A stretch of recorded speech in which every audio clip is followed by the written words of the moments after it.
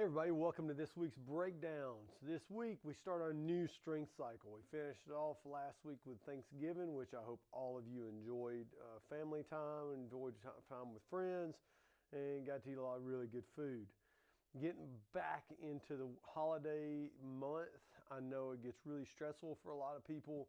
I know time is valuable over the next month. And so when you come into the gym, you want to optimize that time. So we're going to kind of break away from what we've been doing for the past 6 months. We built this massive foundation for strength training. Now we're going to go back to the pretty much the old school way of doing things. We're going to have some strength work, follow that up by Metcon or some conditioning or even some skill work here and there, just to get us through the holidays. Get in, move well, build some strength, and burn some calories that all of us have consumed over the past few days. But anyways, into the programming. So we're going to take a traditional approach. Monday, Tuesday is going to be strength work followed by some conditioning. Wednesday is going to be probably a longer interval style workout. And then Thursday, Friday is going to be some strength work mixed in with some CrossFit on the side of that. We're going to try to do one traditional CrossFit workout a week.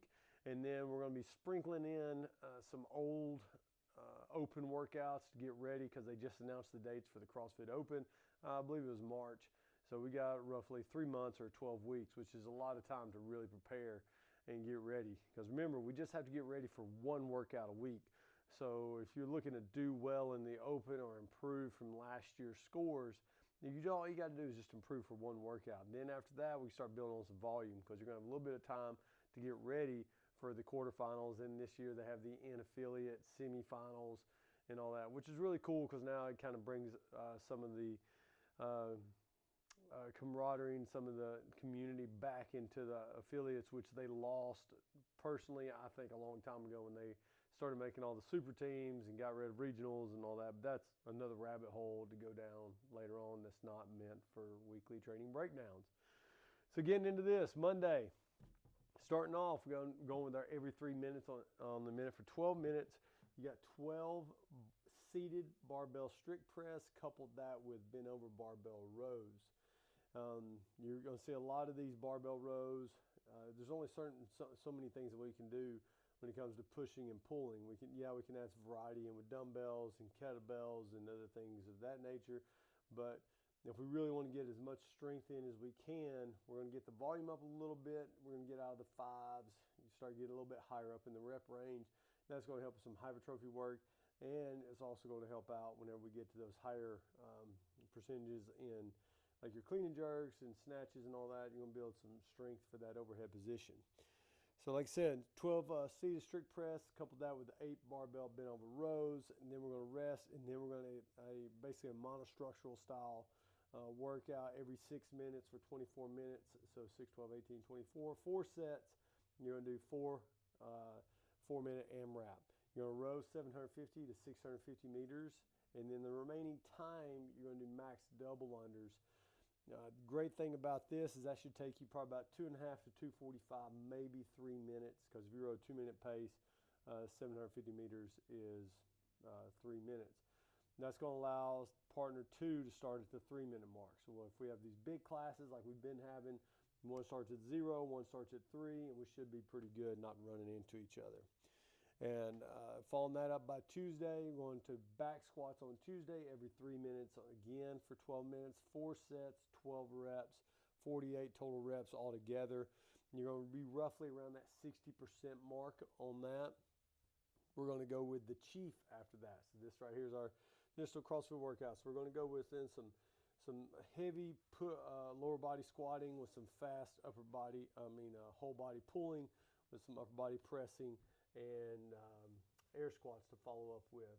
So Chief, if you haven't done that before, is 5 sets. It's a 5 3-minute AMRAPs with 1 minute of rest in between. And your total score is in number of rounds plus your remaining reps that you get out of all 5 of those. A really good score for these, I would say, is roughly in that 5 to 6 rounds. So you're looking at anywhere from 25 to 30 rounds. That's like your elite scores. That's constant movement. It's really fast moving. But generally, you'll see a lot of people in that 15 through 20 round range, and that's still quite a lot of fitness. That means that you are fit. And if we're below that, then we've probably got some strength parameters in our push-ups, or maybe just the efficiency of movement and just kind of get a little bit more volume built in on that. Wednesday, we're going to do a little bit longer piece, another interval style workout, a little bit less rest, longer intervals. 5 rounds for quality. I don't know why I messed this thing up right here. 2 minutes of rest. 5 rounds for quality. So what does quality mean? There's been a lot of controversy lately because I know there's been some studies done out by Wide Science. Those guys are really great if you haven't followed them on Instagram. But they've done some studies, some 6-week-long studies where they took people that were doing traditional CrossFit style workouts and then people that who were doing some not doing CrossFit workouts but set intensities. So anytime that you see quality written up here, that's probably going to be like that 80% effort range. Why is that good? Because that's like building your aerobic foundation. If any of you have ever done any type of aerobic training, like for a long 10K ultra marathons or anything like that, you understand that there's long training, long zone 2 aerobic training that builds your aerobic capacity. The greater your aerobic capacity is, that's like the foundation of your cardiovascular respiratory system, the higher you can peak out. So whenever you're going, like whenever you're doing intervals or you're doing really hardcore 400-meter runs, 800-meter runs, like you can push further into your pain cave generally with a higher aerobic base. And so we're just taking that same principle when it comes to training for aerobic work, and we're applying it to metabolic conditioning, i.e. CrossFit, when we're going. So whenever we're doing this, 400-meter run should be done 80% effort coming in. So when I write this workout up, I'm looking at it as like, all right, what kind of pace can I do for that 400-meter run to come in to possibly do 20 unbroken pull-ups? And then right into the heavy Russian kettlebell swings. Reason why we're doing Russian kettlebell swings and not traditional kettlebell swings is that we go a little bit heavier on weight, and we can focus more on hip extension and keeping tension or posterior chain and upper back, and not really wearing out those shoulders for all the other overhead stuff we've been doing or are going to be doing for the remainder of the week. But it's a great conditioning piece as well, just having regular Russian kettlebell swings at a heavier load. Then you're going to rest 2 minutes. So you're probably looking at 4 minutes work, 2 minutes of rest, 6 times 5, you're looking at about 30-minute workout altogether. Thursday, we're going to have bench press, and a newish upper body pulling exercise is a rope pull-up. I got a great Marcus Filly video. He calls them single arm pull-ups just because he's counting the arm that's extended above the other arm. We're going to alternate those. So if I reach up first and my right hand's above my left and I'm doing my strict pull-ups, next set I'm going to go left hand above my right. We're going to do 5 to 8 rope pull-ups. So every 3 minutes on the minute for 12 minutes, you got 12 bench press, and then right into 5 to 8 rope pull-ups, strict pull-ups. One, it's going to help with our grip strength just a little bit more and breaks the monotony of the traditional pull-up going up. Then we're going to follow that up with a fun.com workout. It's going to be 4 time. Start buy-ins, another 400-meter run, and then you got 5 rounds for time of 10 handstand push-ups and 10 box jump overs. The box jump overs are a little bit higher than usual today, just getting that power output. It's going to get your heart rate up a little bit, and it's going to affect how you do your handstand push-ups later on in the workout. So a good thing about that style of workout is those handstand push-ups, some of us are really great at them, some of us are not so great at them. So I'm not looking at that first set. If I know I can do 10 unbroken, but I struggle when it gets to 15, I know that first set I'm probably just going to do 4 or 5, because I can do 10, but the next few sets I'm going to be broken and doing a lot of doubles and singles. That's not going to benefit me. So if I can do 10, say, in a row, that's kind of like my max, maybe I'm going to do this workout and I'm going to be like, all right, I'm going to try doing 4-3-2 every round and staying more consistent that way. Finding that good pace, good consistency, and building that volume up over time. Then Friday, got our deadlift. So it's not just working with the same load. We're going to work up to a moderate 5 reps today. So it's got 5 reps every 3 minutes on the minute for 12 minutes. We're going to have 4 sets to work up to just a heavy set of 5. You don't have to do double overhand grip today. You can alternate. But as always, I recommend that you keep a double overhand no hook grip for as long as you possibly can. Build up that grip strength. Get used to that pulling strength of having that. That way, whenever you do get into a situation or we do max out, whenever you do cross those hands over, it's going to change. It's going to be a world of difference for you. It makes it a lot easier.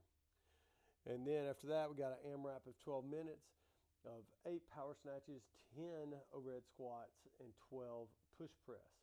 And in the notes, it's going to say the load should be 35% or less of your snatch max. So if I have a 100-pound snatch overhead, and that goes for squat snatch, power snatch, whichever one's the heaviest that you got, you're going to take 35% of that. So I'm just going to use a barbell, and I'm going to try to knock out this thing as smooth and as fast and as efficient as possible. AMRAP 12 minutes with this at a light weight. Going to be putting in a lot of rounds, going to be putting in a lot of reps. So we want exceptional reps, great bar path, great movement, good lockouts overhead. Control our breathing throughout, because you're going to be 1 to 2 rounds deep in this, and you're going to have a lot of time left, especially for those that can go really fast. So that this is going to be just a really good barbell conditioning piece for us this week. Saturday, got a fun partner workout. Each section is roughly going to take about 6 minutes with 3 minutes of rest. That's how I got it planned out. First one, starting off 3 rounds, partner A.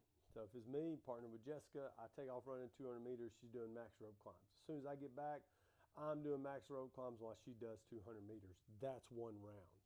Then we're each going to do 2 more of that. Then we rest for 3 minutes. Our total score is the number of reps that we've completed for the max rope climbs. And then we're going to go to a 250, 200 meter row. And then remaining time, or while I row, she's going to be doing max GHD setups. Then we switch it out. We're doing that for 3 rounds each. And then doing the rest 3 minutes, and we got 15, 12 calorie bike. And then we're doing max dumbbell burpee box step overs with 50 and 35 pound dumbbells at a 24 and 20 inch box. And so it's going to be a good leg burner there at the bottom. That row is a great push with the abdominal pull coming up, or great pull push combo right there. And then a 200 meter run with the rope climbs is just a good combination as well. All of that, all in all, is probably going to take 9, 18, 27, roughly 27 to 30 minutes for a lot of us. So this is our weeks of training. Remember, we also have a new bound build cycle coming out. We're calling it Strength Syndicate. And then we got some new endurance stuff that's programmed for all the high rockers out there, just to give you a little bit more variety. Check those out in the app, and I'm going to try to put together a video explaining what we're going to be doing over the next few months preparing for those events. You all have a great week, and